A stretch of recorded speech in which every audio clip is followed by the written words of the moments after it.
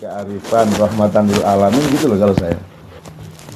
Maka saya tidak banyak berpendapat dan saya tidak mau berdebat. Mau aku apa berdebat? Aku yakin kalau uripku berdebat kalau awakmu lah. Kan Anda yang punya masalah dengan diri Anda sendiri silakan berdebat dengan diri Anda sendiri.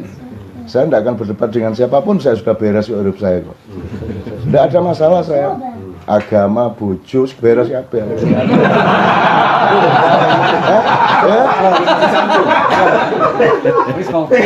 Masalahnya tinggal satu itu aja. Masalahnya tinggal orang kok mau dibodohi secara ilmiah tentang rokok. Cuman itu loh kalau masalah. Tapi itu nggak usah diterusin. Jadi yang belum clear cuma ini toh. Itu pun saya toleran loh. Itu pun saya tidak memaksakan diri. Saya tidak apa-apa kok. Saya tidak apa, tidak merokok juga tidak apa-apa. Cuman Anda jangan tidak jujur kepada rokok. Anda jangan tidak jujur kepada tembakau. Rekam. Anda jangan. Tapi ini juga tidak penting ya. Kenapa Anda mau ditipu oleh Bloomberg? Kenapa Anda menjadi korban dari pertentangan dagang antara perusahaan-perusahaan farmasi melawan perusahaan nikotin? Kenapa Anda pendapat Anda mengenai sehat tidaknya sesuatu itu berdasarkan kapitalis, tidak berdasarkan ilmu? Kenapa Anda tidak mau mengetahui, tidak mau mengakui bahwa rokok kretek itu urusannya bukan kuliner tapi medis? Jadi kalau saya merokok itu obat saya. Tandanya kalau saya tidak merokok, kalau begitu saya tidak merokok, Anda bisa lihat, oh Cak Nun mesti sedang sakit. Kalau saya merokok berarti sehat walafiat.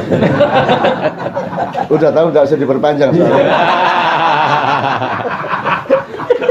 Dan kita terusin soal tadabbur, Mas. Tawaran saya begitu. Jadi kan kayak kita kumpul di sini. Ya terserah kon fakultas opo, terserah kon NU ta Muhammadiyah, tapi ketika kita kumpul, kita bikin apa-apa, outputnya itu teamwork, kejujuran, kebijaksanaan bersama, kan begitu. Pokoknya kita hindarkan segala hal yang menciptakan friksi. Kalau di Indonesia, Mas, friksi itu kalau di atas itu memang dibikin. Kalau di bawah itu karena tidak ada tadabbur. Jadi kalau di bawah kan misalnya ada masjid-masjid yang Anda kalau sholat di situ dipel. Kalau weweh ditumplek gitu loh, Mas ya. Kenduran itu haram, tahlilan haram gitu-gitulah. Itu yang bikin orang bertengkar. Itu yang asli memang dari tafsir-tafsir Islam yang melahirkan perpecahan.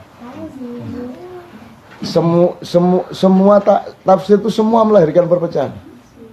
100%. 4 mazhab coba.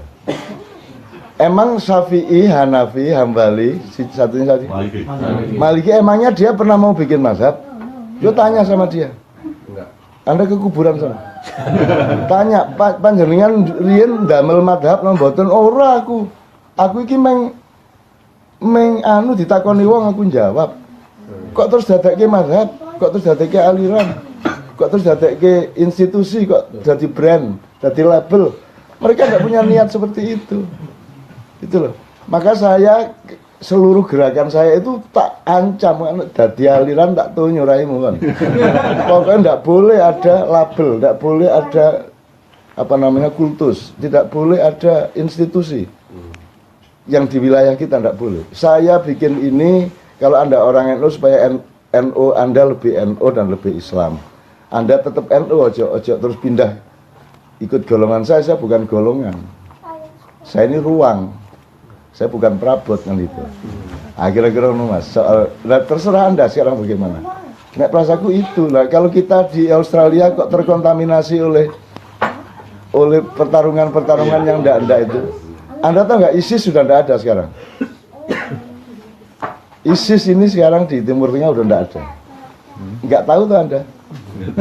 Nggak tahu dari mana Anda akan tahu berita seperti itu. Nggak ada ISIS, sudah habis sekarang. Hari ini, ayo bicara nih gue ngerti. Aku emang percaya karo medsos, percaya karo media massa pekok kayak orang ngerti apa-apa ya. Beneran ya Mas? Bodoh pekok Loh, ini ISIS udah nggak ada Mas, sudah habis, dihabisin sekarang. Cuman karena yang menghabisi ini bukan Amerika, bukan Inggris, bukan Saudi, tidak diberitakan. Gitu loh Mas. Jadi orang boleh orang dimuat berbuat baik asal pro penguasa kan gitu Mas. Jadi kayak saya bikin maian kayak gitu ya, 40.000, 30.000, 20.000 terus menerus sampai pagi, tidak pernah satu kata pun untuk keluar di media massa, kan gitu. Meskipun aku ya gak paten rek, gak karena urusan aku gitu ya. Di YouTube keluar. Loh, YouTube Terbongkar kan lah. enggak, kalau YouTube itu memang oleh Allah dikasih dibikin untuk saya. Ya Allah menciptakan proses sehingga menjadi internet dan YouTube itu memang itu hadiah untuk saya. Karena saya kan keluar dari media massa tahun 98. Saya keluar dari Kompas, Tempo, semua TV semua saya tidak mau masuk. Sampai hari ini saya tidak mau. ILC memaksa saya tapi kan bolehnya rekaman tok. Tapi saya disuruh datang tidak akan mau. Jadi sejak tanggal 22 Mei 98 saya off dari semua media massa. Terus Tuhan kasih YouTube. Yes. Sekarang bangkrut media-media. Bangkrut. Wong kamu menayangkan sesuatu yang tidak laku, terus kamu pikir kalau yang laku itu cengengesan gitu. Wayang wong mati. Semua mati, tidak ada lagi. Pelawak lo mati Mas. Mana ada pelawak sekarang? Sing ono wong cengengesan. Kita tidak melahirkan lagi Bagito, apalagi kok Bagio, Basio. Tidak ada lagi manusia sekali itu. Karena dibunuh semua. Kayak Got Talent itu nanti bunuh juga. Avi bunuh juga. Bunuh itu maksudnya gitu. Digedek-gedek no juara. Terus begitu gak payu buang. Itu semua gitu. Bikin berhala disembah, nggak laku buang. Tiap hari bikin berhala tuh TV. Jadi kalau yang namanya iblis dan dajjal itu benar-benar media massa di Jakarta itu Mas. Dan itu bilang sama mereka bahasa ngomong gitu, nggak ada masalah. Ono wonge tak omong ngono. Kan mulane kon dodol bakso ya tarek. Lah apa kon kabeh dadi wartawan ngene-ngene iki. Jual bakso sini. Halal jelas. Sana agennya Bu Ade sana. Langsung dari sponsor ini. Ya gitu Mas kira-kira ya. Moga. Ini saya agak melebar ke media segala ya. Ayo silakan. Yang ikut. Ya, tapi Cak Nun nggak terkait sama CNN kan itu. Belum tahu artinya Cak Nun. Mohon dijelaskan. Cak Nun Network. Ada yang menafsirkan Cak Nun Najib. Suka-suka. Utangnya nih, cangkemmu menengahi tak?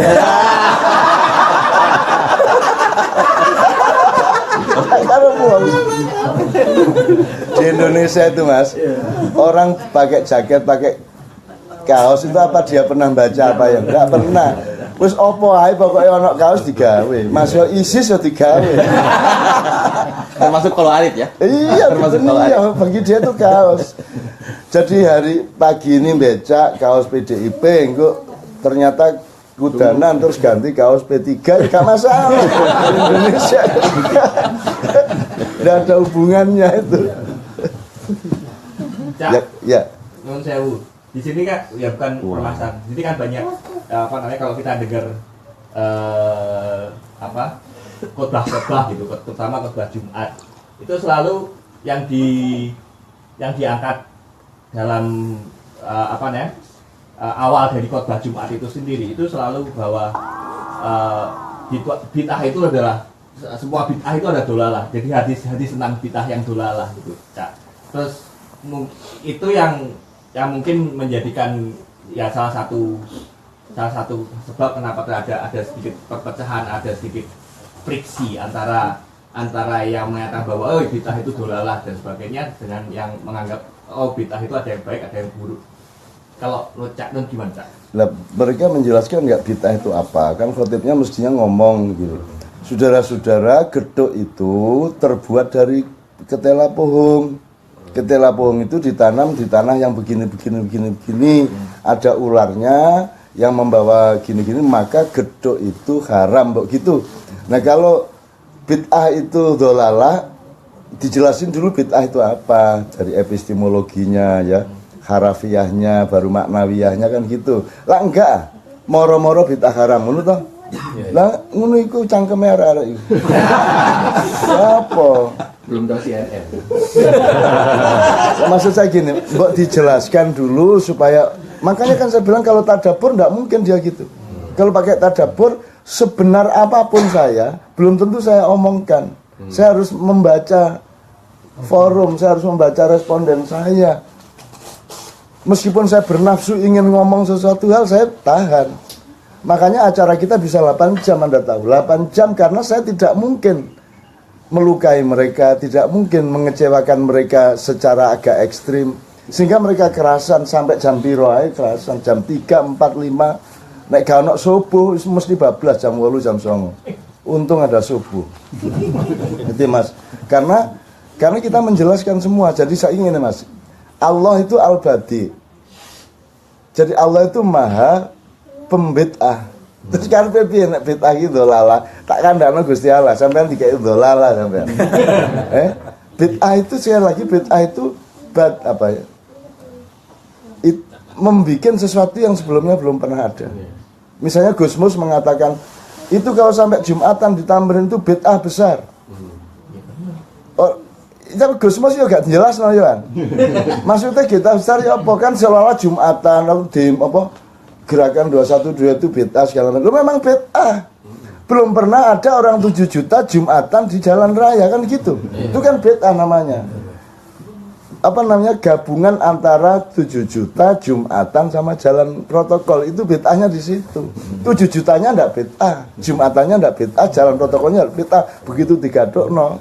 Bid'ah itu sama dengan kopi dikai sambel, bid'ah. Nek gak percaya coba ambil kopi terus kasih sambel. Lah gebres-gebres sampai. Jelas ya Mas ya? Nah menurut saya kasusnya seperti yang saya omongkan pertama. Ndak arif, ndak bijaksana, mbok dijelasin kepada umat. Dan sebentar, saya tanya gini, mbok kita itu, mbok pemimpin-pemimpin itu punya kebijaksanaan kepada umat. Misalnya gini, kok serabutan toh setiap khotib ngomong sakarpe, setiap NU ngomong sakarpe, Muhammadiyah ngomong sakarpe, mbok rapat MUI, Basul Masail NU, Majelis Tarjih, dan majelis-majelis fikih yang lain dari kelompok lain. Rapat sebulan kalau perlu, nanti tak cariin biaya deh. Ya, rapat apa yang terpenting yang selama ini membuat perpecahan umat itu kita recovery secara fikih gitu ya. Terus nanti ada fatwa bersama. Ini enggak, saat durungi poso Muhammadiyah di sini fatwa tanggal sekian. Terus besoknya NU tanggal sekian. Terus ono sing di Makassar iku. Iku riyo di sini. Iya, Naksabandia yang di Sulsel itu nyenengno itu Anda ikut sana. Enak iku. Posone kari. Riyo cepet. Enak iku ya. Jadi nek pas Ramadan sampean pindah aliran. Iya, habis hari raya baru kesini lagi kan itu. Gitu Mas, coba. Menurut saya kan fatwa bersama. Kalau sampean tadi mengatakan, siapa tadi? Sampean tadi yang mengatakan fatwa bersama. NU, Muhammadiyah, ya Basul Masail, Majelis Tarjih, MUI dan lain-lain. Kok fatwa dewi-dewi? Umatnya dibiarkan bertengkar. Akhirnya saya akan di daerah kan gimana Cak, ini yang bener yang mana? Ya bener kabeh. Milih sing enak. Gitu saya. Pokoknya naik poso milih sing kari, riyo milih sing cepet. Sepakat. Tenang aja. Sing tanggung jawab yang berfatwa. Betul. Nek di akhirat lho kowe kok wis poso, kok posone kari. Lho, niki kok sing fatwa ngono to. Lah dia yang masuk neraka, kita masuk surga. Lah terus piye Mas? Lah masa kita dibikin friksi-friksi bingung-bingung udah jauh-jauh ke sini masa masih friksi. Iya toh Mas, ya enggak lah. Di sini kan Sini aman Pak, kecuali Iqbal. Kecuali yang bikin problem Iqbal. ya monggo. Kalau Cak, nyambung sedikit ya persoalan bid'ah tadi itu sebenarnya asik kalau masuk ke YouTube itu Cak Nun .2 Allah Maha Pembid'ah. Wah, udah itu langsung masuk liberal itu. Sebentar. Maksud saya begini. kalau melihat ini cara Cak Nun menguraikan masalah atau menjelaskan masalah. Jadi katakanlah ketika kita sudah alergi dulu dengan kata bid'ah. Tadi kita aja semua begitu bilang kita harus bid'ah itu pada ketawa ya. Padahal sebenarnya akar maknanya secara epistemologis, harfiah dan sebagainya harus dielaborasi dulu gitu kan ya. Apakah cara seperti itu juga yang membuat Cak Nun beberapa waktu yang lalu nulis tentang khilafah itu ya? Karena kan beberapa kaget, loh kok Cak Nun gini? Tapi ketika saya coba baca, itu semacam mendudukkan konsep khilafah itu bukan sekedar makna khilafah sebagaimana yang dipahami publik selama ini gitu. Selama ini kan marketer khilafahnya HTI gitu. Jadi ketika kita bicara khilafah, menyebut kata khilafah, orang khilafahnya HTI ini kan. Padahal ternyata kalau saya baca dari katakanlah FPI punya konsep sendiri, katakanlah kerjasama antar dunia Islam. Mereka punya cita-cita untuk membuat mata uang bersama antar dunia Islam. Itu beda banget dengan HTI gitu. Nah ketika Cak Nun nulis, orang kan, wah Cak Nun ternyata bela HTI, ini gimana katanya NKRI gitu kan. Tapi begitu saya baca, khilafah di situ adalah mendudukkan konsep khilafah sebagaimana tugas kekhalifahan manusia gitu. Itu kalau saya tafsir atas Cak Nun, ini belum sampai tadabbur ya Cak ya. Saya baca tafsir atas tulisan Cak Nun. Apakah seperti itu? Ini terus terang titipan dari banyak teman. Mbok takok ke itu kok Cak Nun kok nulis gitu. Oh tadi malam nanya.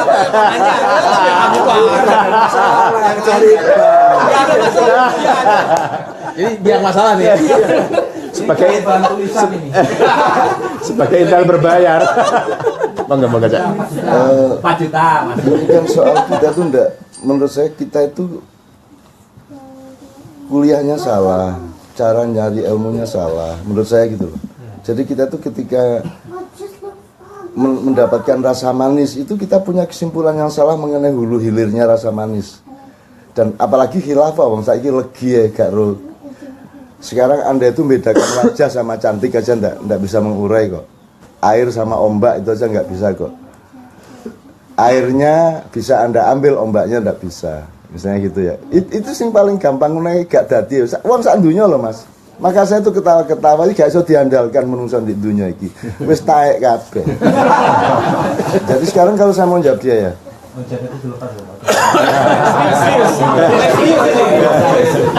Sudah panas. Ini sudah bebas dari anasir media, jadi netralitasnya. Enggak, maksud saya gini. Loh kan kata khilafah kan dari Allah. Mosok saya berani-berani. Kan Allah itu enggak menciptakan manusia kecuali untuk dijadikan khalifah. Khalifah itu subjeknya, khilafah itu apa namanya? Apa jenenge kalau bahasa Inggrisnya itu? Bukan objek. Bukan khilafah itu kata benda abstrak. Adjektif. Masdar. Adverb. Kan saya hati-hati betul sama kata khalifah ini karena Tuhan yang bikin ya. Arek-arek kok wani anti khilafah iki lho.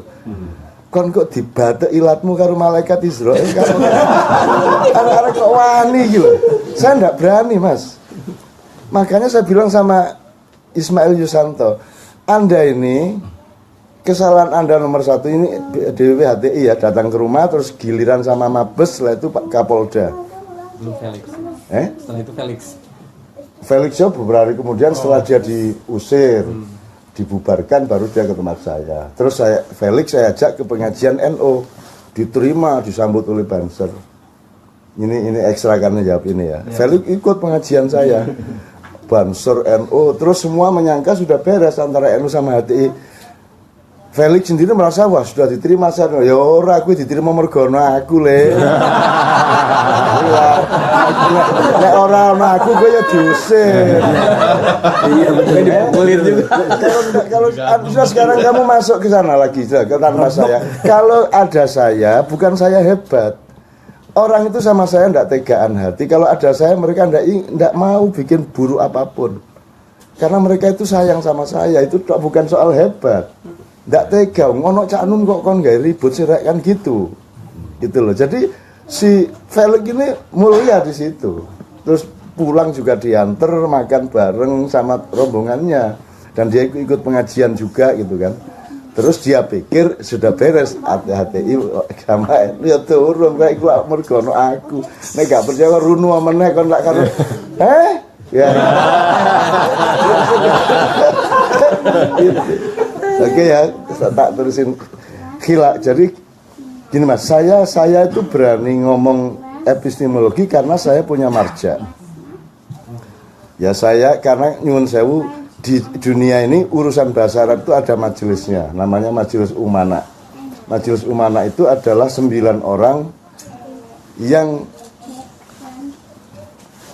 jadi ada majelis beranggotakan 9 orang di bawah kerajaan Arab Saudi, tapi internasional skalanya, yaitu menjaga bahasa Arab seluruh dunia. 6 orang itu dari negara-negara Timur Tengah, Arab, Mesir, Syria, gitu-gitu ya, Yaman. Terus yang 3 orang itu dari Afrika, Eropa, dan Asia. Yang dari Asia itu kita. Yang dari Asia itu anggota Majelis Umana itu kebetulan kakak saya. Jadi orang nomor 1 di Asia bahasa Arab itu kakak saya kebetulan. Jadi saya kalau ngomong bahasa Arab aku wani yo, aku duwe sumbernya yo. Betul. Dan semua yang saya omongkan di tulisan khilafah itu kan tidak mungkin tidak saya ajukan kepada kakak saya toh. Secara kebahasaan, secara apa tafsir, secara apa konstelasi apa segala macam mesti tak rekonfirmasikan. Oke, jadi saya kira masuk ke khilafah. Bedanya HTI sama saya bilang sama Ismail Yusanto dan teman-teman. Kalau Anda itu khilafah itu sudah prasmanan makanan. Pokoknya mejanya harus gini, nasinya harus gini, sayurnya harus ini gitu, sudah jadi. Sementara NKRI adalah prasmanan yang lain yang Anda mau berabrik Anda ganti dengan prasmanan Anda. Bagi saya khilafah itu bukan prasmanan makanan, itu makanan itu benih saya bilang. Khilafah itu benih. Jadi kayak benih kedelai, benih jagung, benih ya. Jadi itu masih benih. Khilafah itu belum bentuk, dia belum, ibarat bayi masih janin, dia belum bayi. Apalagi kalau hati kan sudah dewasa, sudah jelas konsepnya. Saya bilang di dunia ini tidak ada negara, tidak apa-apa kok. Kenapa harus terikat pada skala negara? Sehingga Anda mau mengganti NKRI dengan khilafah. Di dunia kan negara gak apa, Rasulullah gak pernah loh bernegara Mas. Rasulullah tuh tidak pernah kerungu negara loh, gak tahu deh. Terus tak konfirmasikan, NU aja gak ngerti kok. Iya. Ya, nggak percaya udah sana, istikharah sana, minta ketemu Rasulullah. Kalau dia pernah dengar NU nanti kasih tahu saya. Dia belum pernah dengar NU, Muhammadiyah. Dia tanya sama, iku mau sing jenenge meh-meh padha karo jenengku iku apa? Oh niku Muhammadiyah Kanjeng Nabi. Gitu. Jadi orang tuh kok gampang mesu lah ngono. Dia khilafah itu benih Mas. Jadi khalif gini, ini jailun fil ardi khalif itu artinya saya menjadikan manusia gini. Anda ya manusia ya, Adam ya. Adam bisa saya sebut Adam, nomor 2 saya sebut manusia. Nomor 3 saya sebut abdi, hambaku, hambanya Allah. Nomor 4 saya sebut khalifah. Anda khalifati, khalifatullah. Jadi Anda itu duta saya. Gitu ya. Nah Allah ketika bikin Adam itu yang dia sebut bukan Adamnya, bukan manusianya, bukan Abdullahnya, tapi khalifahnya, fungsinya. Gitu nggak Mas ya? Iqbal, sarjana apa misalnya ya? Sarjana sastra. Terus kepala apa di Indonesia? Projo yang jelas. Dia projo. Nah, yang kita omongkan ini bukan Iqbal dari mana, Iqbal ini sarjana apa. Yang diomongkan Allah adalah fungsimu di masyarakat. Nah, khalifah itu adalah fungsi itu. Jadi fungsi pengelolaan. Jadi khilafah itu tata kelola. Gitu loh. Kok orang kok terikat pada kata khilafah terus paranoid, kan gitu. Bagaimana Anda ini kok gampang menparanoid? Saya itu merdeka dari semua kata-kata kok. Karena saya harus taat kepada makna yang aslinya kan gitu. Oke, jadi Sekali lagi, khilafah bagi saya itu benih. Dia kalau tumbuh bisa jadi republik, enggak apa-apa. Jadi kerajaan, enggak apa-apa. Kesultanan, monggo. Komunitas tok, tribe tok, enggak apa-apa. Gitu loh kalau saya. Terserah bentuknya yang Anda sepakati. Sama dengan ketela, mau jadi gedok monggo, mau jadi keripik monggo, enggak masalah. Itu sesuai dengan kesepakatan kesepakatan komunitasnya. Sekarang kalau HTI mau bikin begitu, mbak runding dulu sesama Islam dulu, runding ke PP Muhammadiyah, ke PBNU kan gitu.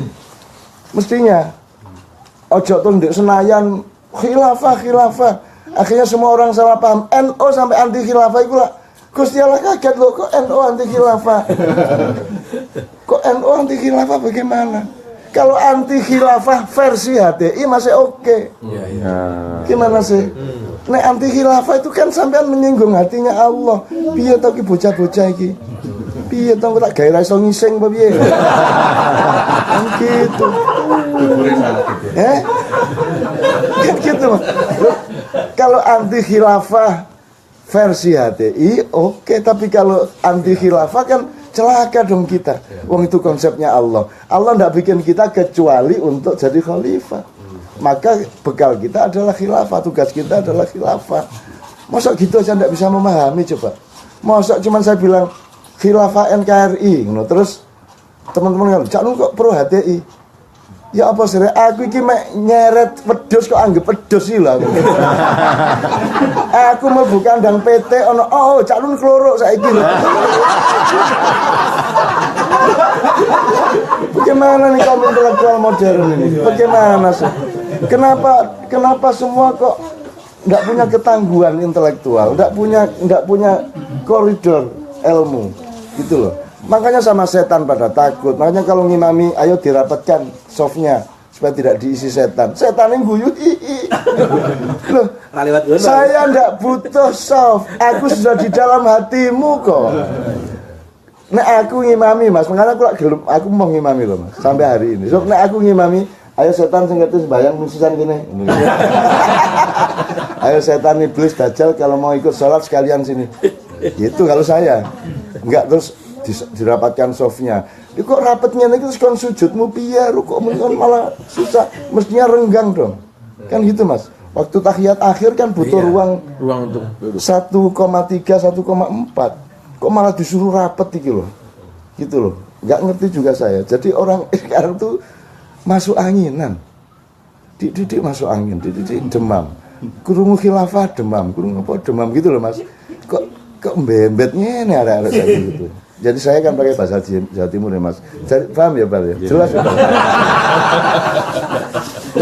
Kalau Iqbalnya jelas nih Cak, tapi jadi gini, temennya khilafah setan di dalamnya. Khilafah pada periode Adam adalah pengenalan tadarusul alam. Tadarus itu mengenali alam. Anda kalau sekolah mereka harus mengerti level. Kalau Anda SD itu tadarus namanya, tadris namanya madrasah. Kalau Anda setelah tadarus Anda mulai taklim. Tafhim itu SMP lah gampangnya gitu. Jadi mafhamah, SMP itu mafhamah, al-madrasah al-mafhamah SMP berapa.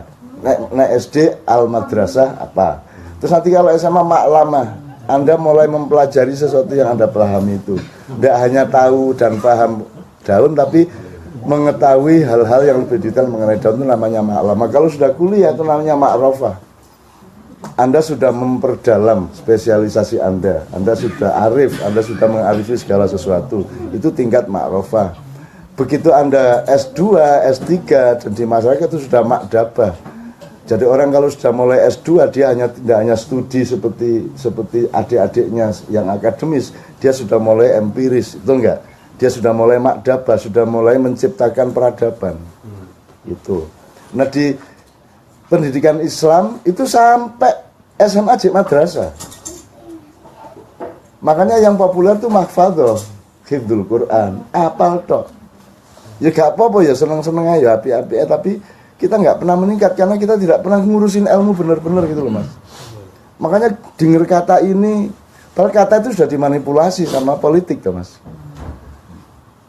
hati yo gak hati-hati iki sampean gawe khilafah iki aku dadi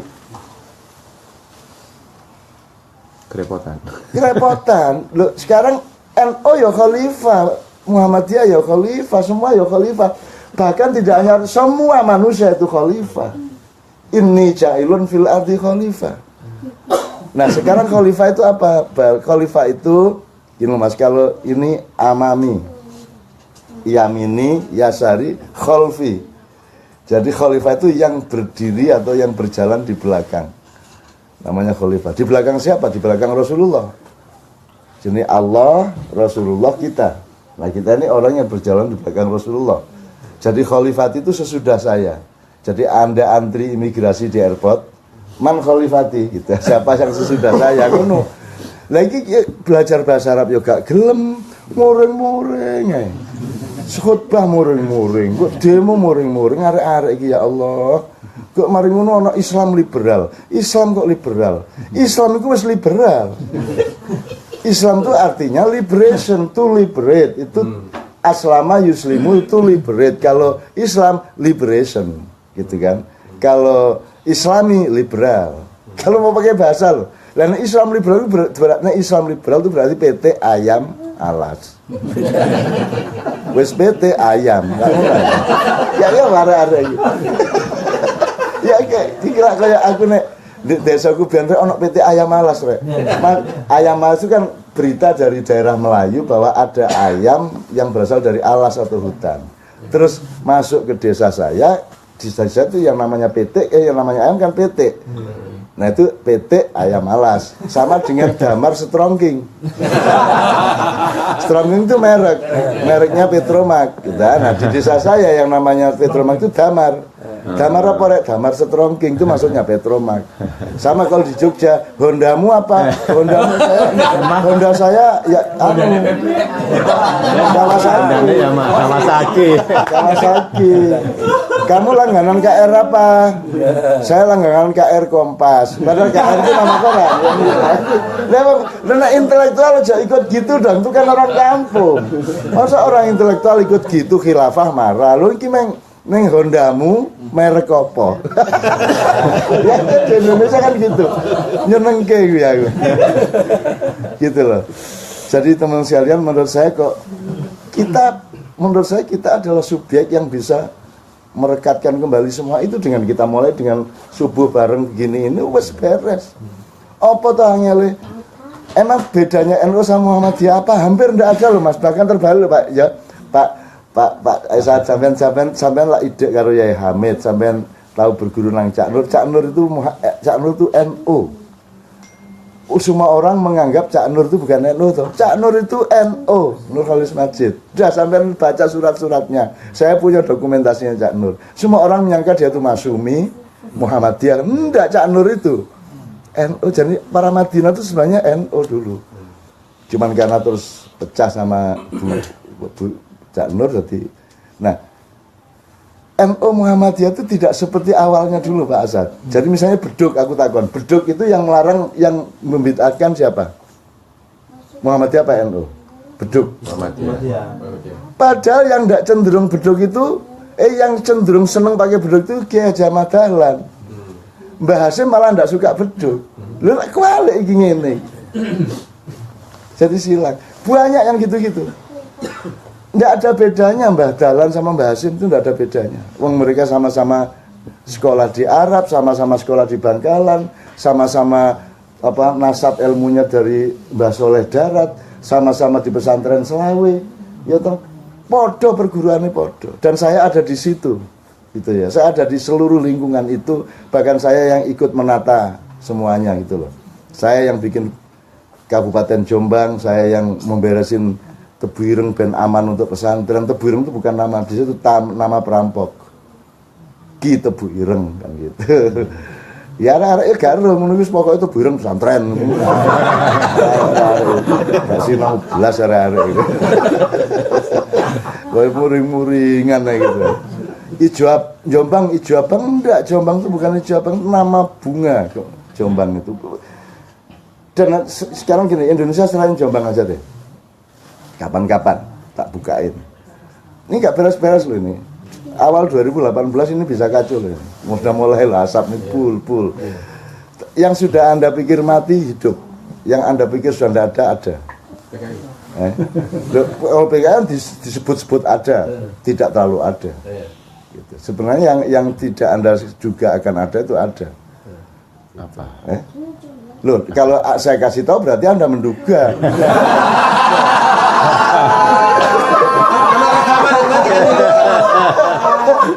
Ya, Yes.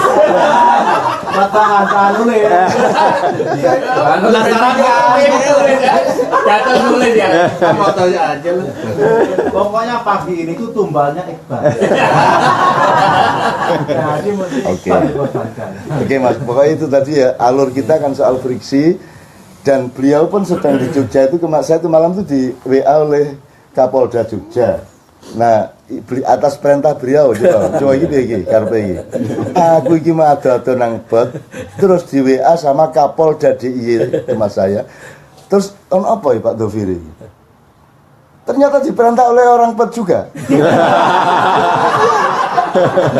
Iya karepe. Bulat ya. Bulat. Jadi ketika HTI 2 hari sebelum dibubarkan, semua DPP HTI datang ke Kadipiro ya, ke markas saya. Ini Pak Doviri, loh ini kok Cak Nun Menerima. Ada apa? menerima ini, gitu Pak Doviri. Dia terus, wah dia monitor sana kemari, kontak sana kemari, termasuk ke keraton. Wah kok pada ke Cak Nun ini, gitu. Dia Pak Doviri baru kenal malamnya, jadi dia nunggu sampai pertemuan saya dengan HTI selesai, kemudian saya temui dia di salah satu bangsal keraton, Pak Doviri. Terus saya terima dia jam 12 malam sampai jam 2. Karena HTI-nya pulang sekitar setengah 12. Terus tak temui di keraton itu sampai jam 2. Pak Doviri baru tahu, Pak sampean niku aja bingung nek aku nerima daya sapa-sapa, kadang-kadang dajal ya tak terima. Wis tak terima kok repot sampean, tenang ae. Enggak usah ngawasi saya bilang. Nanti tak awasi genti sampean. Sudahlah, sama saya itu insya Allah sudahlah, semua kompak, semua tidak ada masalah lah. Termasuk laskar-laskar Borobudur kemarin itu tak kumpulin, Mabes tak panggil, semua tak rubah menjadi maslahat seperti yang Anda maksudkan, beres kabeh, tidak ada masalah. Saya sudah tahu siapa yang mau menculik biksu 10, mau menculik orang Buddha 15 dan seterusnya, aku ngerti. Dan itu semua sudah saya sweeping. Saya punya pasukan berlapis-lapis lah. Gitu. Ada yang bagian semua alat produksi demo itu misalnya mikrofon, genset, mixer segala macam itu semua kita pegang. Titik-titik mikot tempat orang masuk dari luar kota. Ya mikot toh, kita kasih gitu. Pokoknya titik mikotnya di sini. Ya. Arek kok mikot lah iya kon ku nek kate umroh lah titiknya jelas. Titik masuk ya. Titik masuk. Siapa tidak lewat sini polisi berhak menghalangi. Ini kita ini harus ada teamwork. Kalau setiap orang boleh apa saja, ya nggak usah kesini saya bilang. Gitu loh. Saya juga boleh menolak Anda. Kalau setiap orang boleh apa saja, saya boleh menolak Anda. Jangan ngomong demokrasi sama saya. Saya kesini, saya mau semua ini karena saya bersedekah kepada Anda semua, bukan karena saya punya kewajiban. Itu kan gitu Pak. Nah itu yang kadang-kadang teman-teman lupa, dipikirnya saya berkarir, dipikirnya saya ini menggunakan hak saya. Gak, aku hak opo aku. Sing tak ambil mah hak rabi tok. Kata kabeh. Itu ya Mas ya.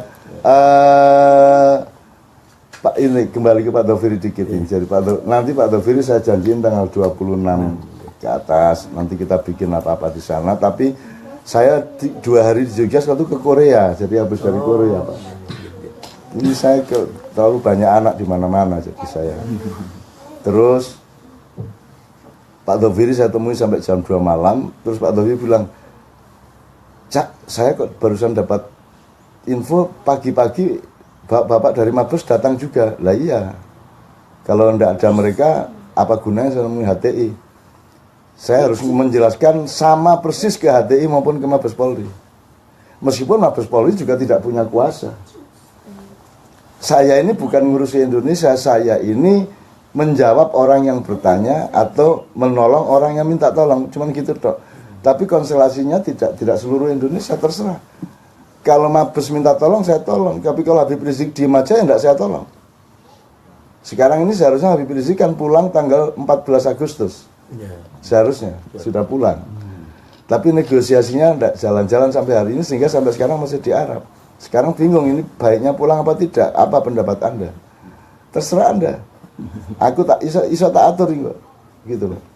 Saya yang memindah 7 juta orang dari Monas ke dari Tamrin ke Monas. Itu kan emang gampang.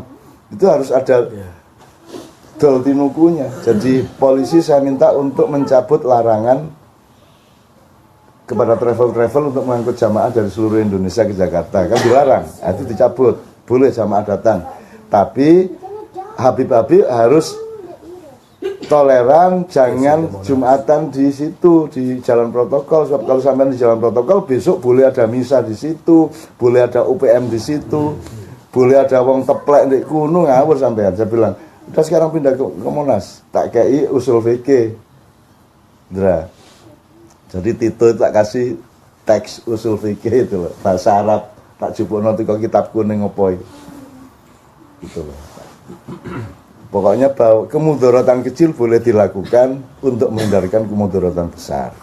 Kemudaratan kecil maksudnya misalnya mencabut larangan, itu kemudaratan kecil. Terus pindah Jumatan dari Tamrin ke Monas, itu kan mudarat kecil. Sebab kalau tidak dicabut, kalau tidak direlakan untuk pindah, nanti akan ada mudarat besar.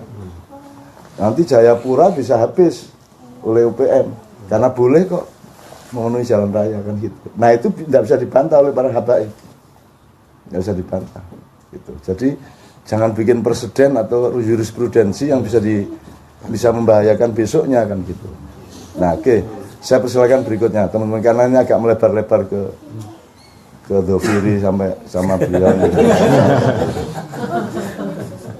Aku iki wis diatur-atur tuh kene dikongkon ngopo karo karo udah ndek kene dikei sarapan gak oleh ngerokok sih.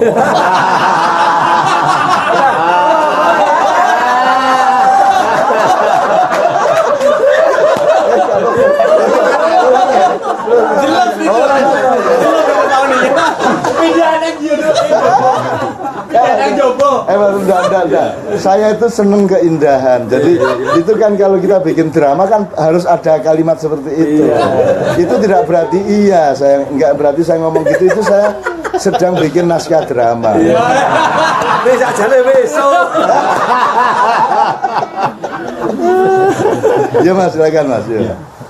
Saya ada concern masalah tadi Cak Nun bilang masalah pendidikan, masalah keilmuan ini memang penting. Jadi kita gampang sekali terpancing tanpa ilmu tadi.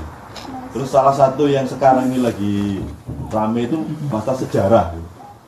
Gimana sih pengetahuan kita terhadap sejarah kita sendiri itu gimana?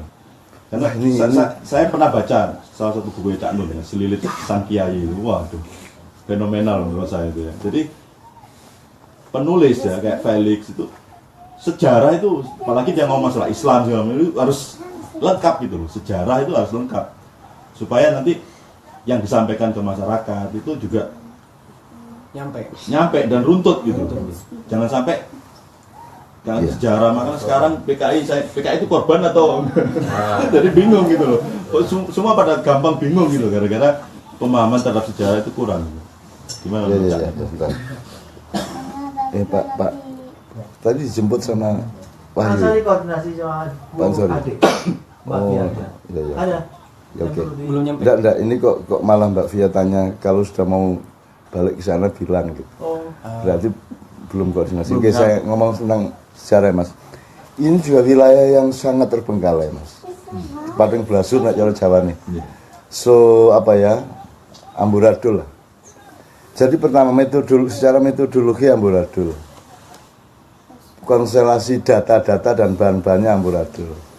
Terus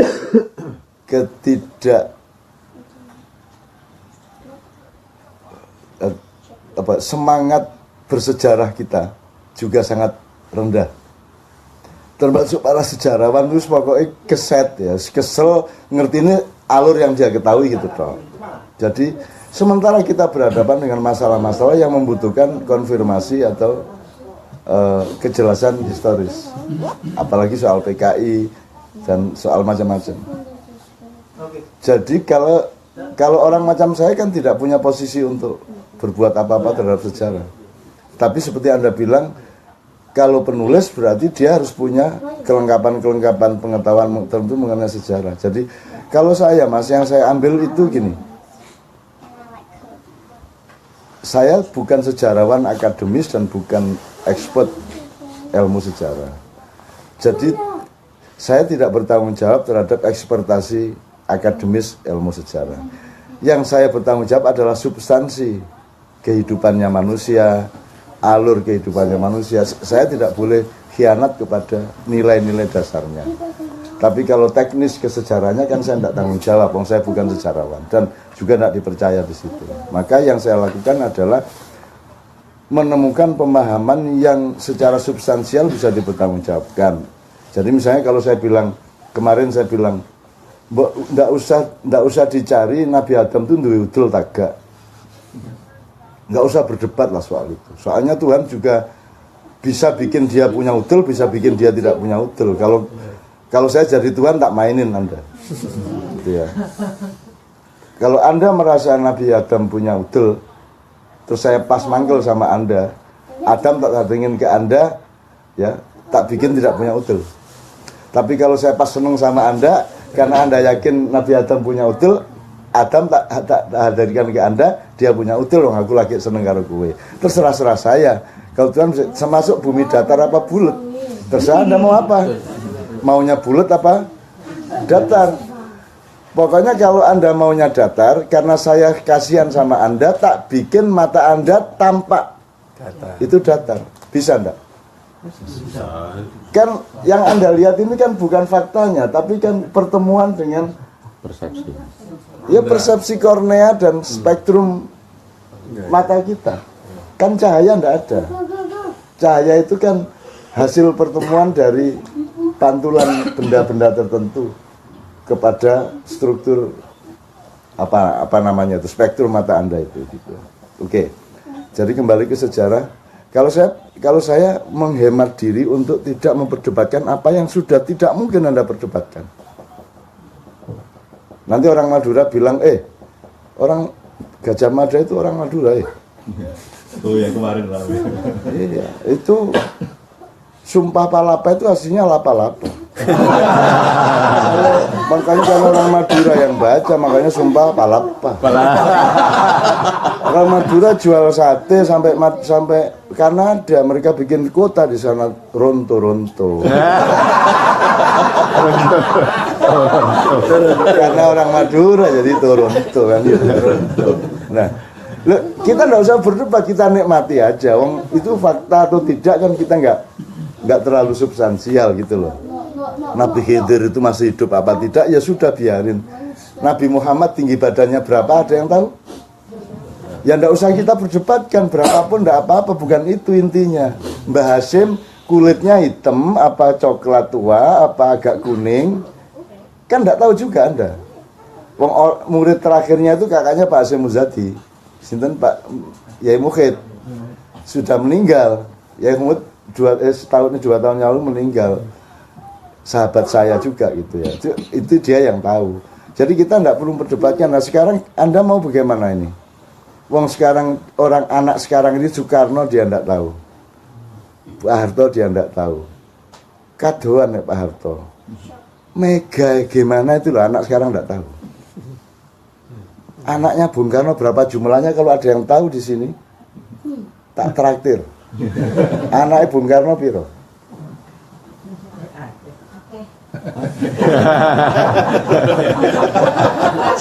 Oke, ini saya enggak akan cari angka, saya cari satuan aja. Angka itu puluhan tak ratusan? Ya itu repot deh. Ratusan apa ribuan? Ayo, gimana? Coba Anda perkirakan.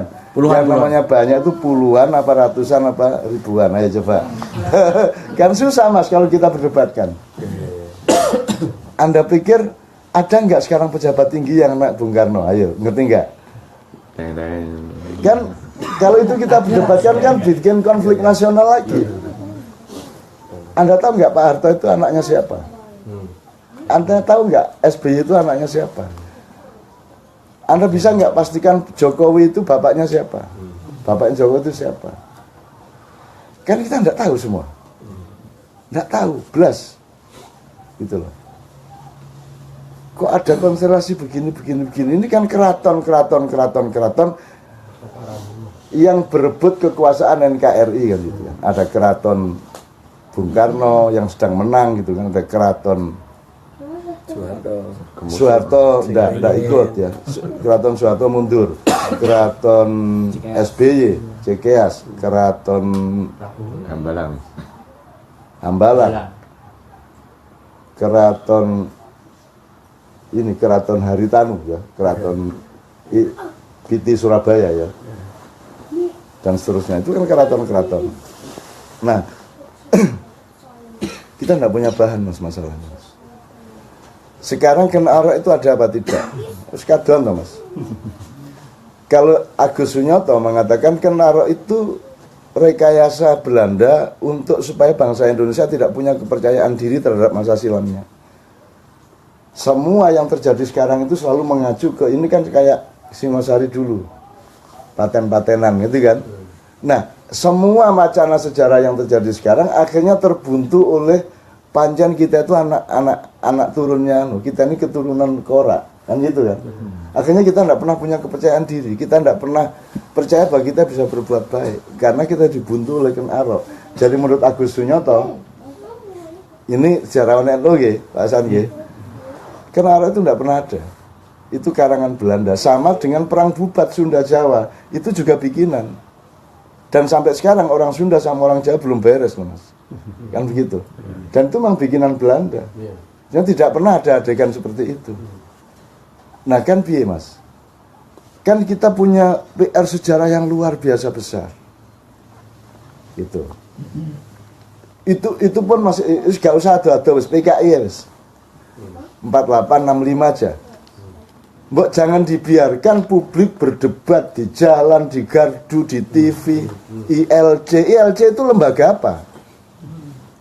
Kamu lembaga negara apa lembaga pemerintah apa lembaga apa? Lembaga TV Pak. Loh, lembaga pengadu domba. Loh ya makanya. Loh ini kalau negara kan harus ada recovery dari sistem negara dong. Mestinya ada simposium disponsori presiden sama DPR bareng, atau kalau perlu Mahkamah Konstitusi memberi fatwa bahwa diperlukan satu simposium sejarah 3 sampai 1 minggu, 3 hari sampai 1, misalnya semua ahli sejarah dari berbagai aliran, semua tokoh-tokoh yang masih ada kaitan sejarah dengan G30S diundang bareng, kasih waktu kalau perlu 3 bulan penuh atau berkala. Seminggu, istirahat seminggu lagi sampai beres. Baru ngomong ke masyarakat. Gak mas dicolno prul. Wah, wong teman-teman inti-inti. Ya apa negara ini? Masuk perintah lewat Twitter. Tiru-tiru Amerika. Tiru-tiru Amerika. Ya kalau dia kan empty inside. Kalau Donald Trump kan itu kan lambang dari apa itu Intel Inside. Kalau Trump kan kepalanya digambar terus ada empty inside. Nah, kalau di Indonesia Trump itu kan lambang dari lambang dari cahaya. Kalau di Indonesia kan habis gelap terbitlah Trump. Tiwas serius.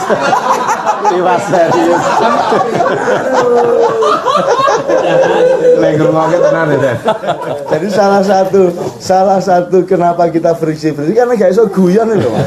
Ya nggak bisa guyon. Makanya saya itu nggak pernah, saya itu diajak ke Iran, diajak umroh, diajak haji oleh para habaib. Ya kadang Habib Rizik, kadang yang Syiah. Saya tuh sering diajak kemana-mana, Karbala. Aku gak iso mas, aku khawatir gak guyon nih loh. Bayang no, aku kudu di pesawat bareng habaib nganggo ngene, terus aku ngene dhewe iki meneng ngene. Guyon gak wani. Gak iso rokokan. Gak iso rokokan.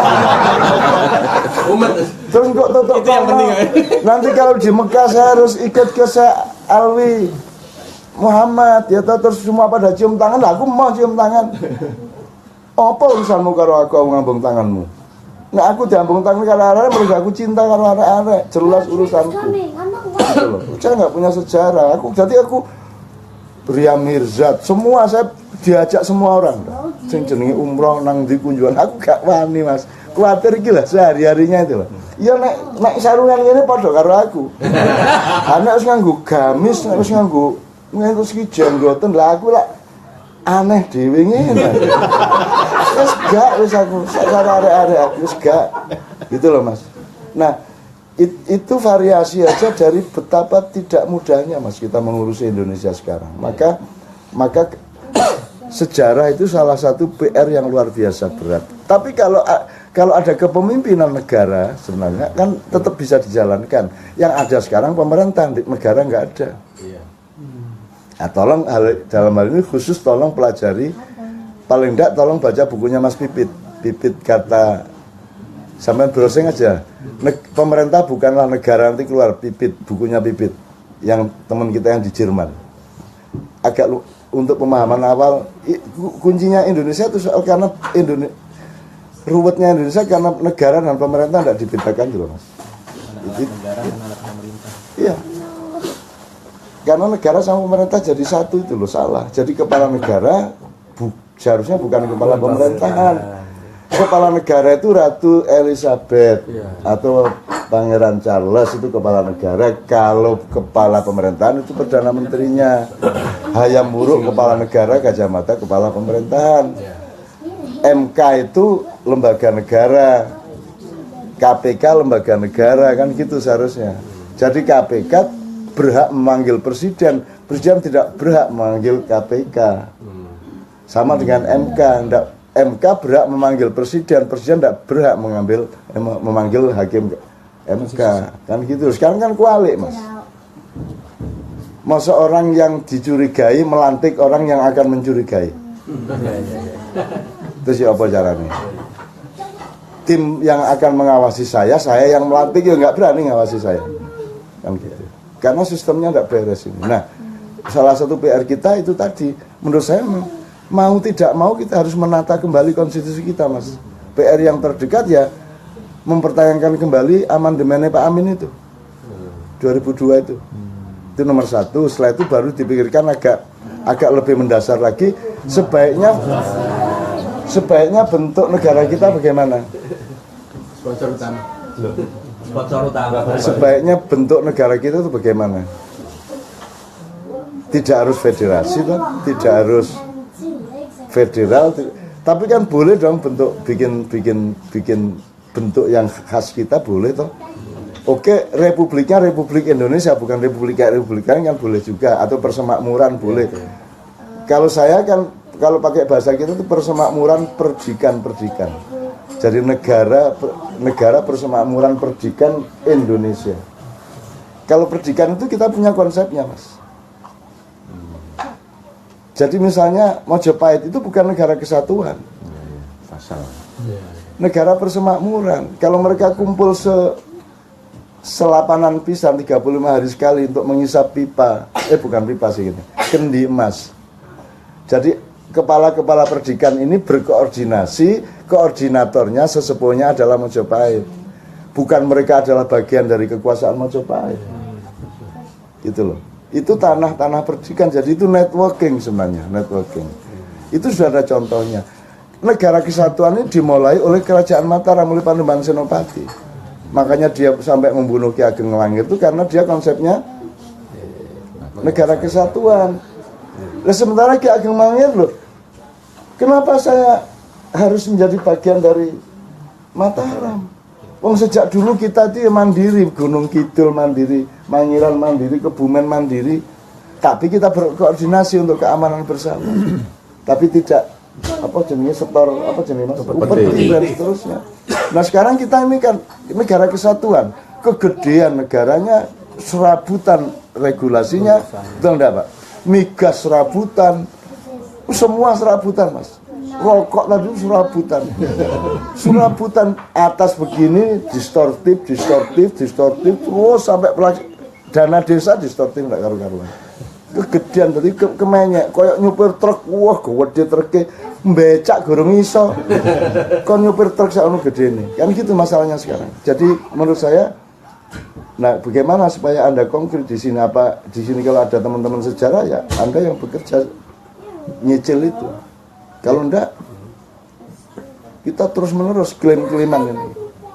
Mungkin ya usul ke pemerintah itu untuk kenapa kok dibiarkan pendapat itu liar kemana-mana gitu, kenapa enggak Jadi asumsinya satu memang tidak memahami keharusan kepemimpinannya.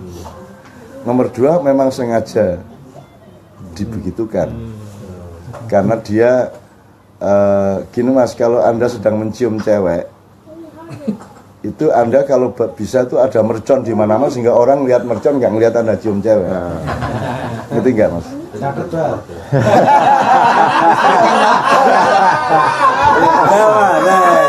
lumayan buat detik Mas. Royalti itu royalti. Bisa kamu bahasa walau alam kita tidak tahu. Masalahnya sekarang tidak ada yang dimandati Mas untuk memimpin negara. Jadi saya kesini ini kan sebenarnya bekal saya itu gini. Saya itu siapa toh? Saya tuh tidak punya ekspertasi secara ilmu, saya tidak punya mandat secara sosial politik, saya tidak punya saya tidak punya pijakan apa-apa. Saya cuma bersahabat tok gini, seduluran gitu tok. Kalau ngurusi Indonesia ya tolong tentukan dulu ini siapa negarawannya yang Anda kewajiban, siapa kepala pemerintahannya yang jelas. Kalau tidak jelas ya aku menengahi Kak Jarno, kecuali yang darurat-darurat kayak Borobudur kemarin, kayak 212 karena ada yang darurat saya jadi pemadam kebakaran. Kan profesi saya itu pemadam kebakaran, tukang tambal ban, terus apa menekeranjang sampah itu banyak ikut kok. Nah ini loh, merintah saya untuk ngurusi kepemudaan di DIY lagi ini sopo. Ini beliau perintah melalui Kapolda. Terus Kapolda ini cak ini harus bagaimana menunggu. Lihat sing Kapolda ini kowe kok tanya. Kan gitu Mas. Gitu. Kan nyenengkan Indonesia itu Mas. Oke monggo gimana? Mungkin apakah pemahaman khilafah tadi itu mungkin justru sekarang mungkin sudah tercapai tapi tidak apa orang Sudah. tidak sadar. Anda ini berkeluarga dengan baik, sudah toh? Bojo beres, anak beres, sekolah beres, berjuang terus supaya tetap anaknya, supaya tetap akidahnya penuh. Ya sudah, itu khilafah dalam skala keluarga. Ada khilafah dalam skala organisasi, ada khilafah dalam skala komunitas, dalam semua itu khilafah. Khilafah tidak tunggal. Khilafah itu roh, bukan benda. Nek benda siji, loro, telu. Roh itu bisa berlaku di mana saja. Dirimu kepada dirimu adalah khilafah. Bagaimana Anda memelihara kesehatan Anda, kapan Anda makan, kapan Anda berhenti makan, ngerokok apa tidak, itu khilafah. Sehingga saya tidak mungkin melanggar khilafah itu. Kalau saya merokok, itu berarti sudah di dalam perhitungan khilafah. Ada kepepet Udah tanda-tanda ya. Gak. Saya ingin menyiksa.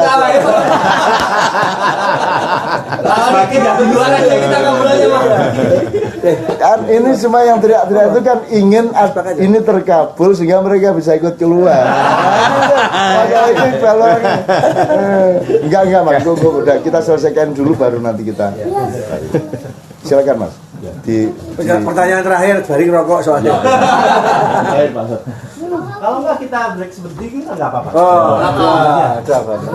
Soalnya jangan kalau merokok Keluar lagi. nah, itu kan yang kita tunggu-tunggu. Oh enggak. Ini juga Anda harus tidak take for granted terhadap anehnya kemauan Allah ya. Jadi saya tuh punya teman yang namanya Simon HT. Nah, dengar ya. Itu dia sampai tua seusia saya, dia selamat, bagus pikirannya. Dia tuh peminum. Jadi nek nang omahku itu bojoku itu dengan ikhlas langsung nyuruh siapa beli bir papat. Ya, ini aku cerita tentang manusia ya, jangan prejudice dulu. Jadi Simon itu kok, ya apa ya, sehat, wah ya rada stroke gitu kan. Ini. Nanti kalau sudah kresek teko, baru dia. Kalau sudah bire ketok mas lagi dari tegak ini. Ya, kalau wis mulai di bawah meja, saya gak ketok wong akeh itu terus baru dia mulai tua. Jadi Cak Muhammad itu, buat malu. Coba anehnya Allah itu. Dan saya belum pernah mendengar analisis dan pendapat mengenai Muhammad sedahsyat Simon. Jadi dia melihat evolusi pikiran manusia, akidah manusia, kepercayaan manusia. Dan Simon menjelaskan tentang Rasulullah itu luar biasa. Dan Imam Ghazali tidak pernah ngomong gitu, Sayyidina Ali aja tidak ngomong gitu. Ini Simon, syaratnya dia minum bir dulu. Aku bingung iki piye. Gusti Allah jane piye ta ya. Jadi Anda jangan iya jangan terjuda, jadi jangan terlalu terkotak-kotak. Allah itu memberi fadilah min haitsu la yahtasib. Enggak mesti, Mas. Kadang-kadang kelihatannya kacau tapi ternyata Allah menyimpan hidayah di situ, kelihatannya alim tapi ternyata ada kuman di belakangnya kan gitu. Lah Simon ini contoh. Pokoknya dia sudah minum bir. Wah, cerdasnya luar biasa. Jadi, tapi saya tidak tergantung. Saya ngerokok enggak ngerokok tetap cerdas.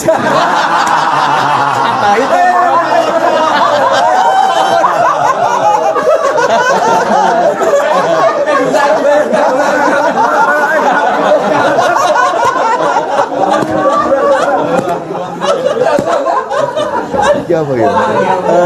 Itu yogurt nggak cocok sama rokok ini. Wes enggak lah, aku enggak masalah loh, Jan. Karena kopi ini Kopi nih mana kopi.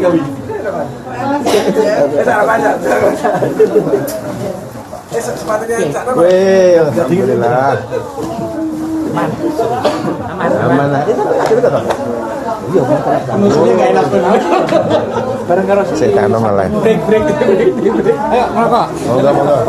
Saya kirim ininya datanya ke Bu Ade. Oh, Bu Ade ya, oke.